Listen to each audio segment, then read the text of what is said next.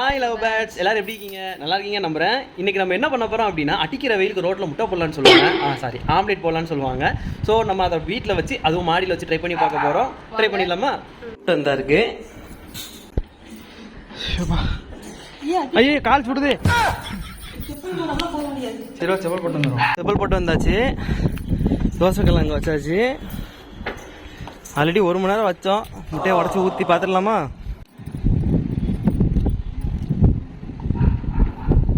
முட்டையை உடச்சாச்சு. இன்னும் ஓடுற எங்கே ஓடிக்கிட்டு இருக்க?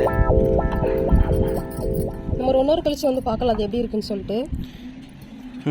மூடு மூடு. 5 hours later. எப்பா மணி 5 இருக்குமா? 5 ஆகுது. போய் பார்க்கலாம்.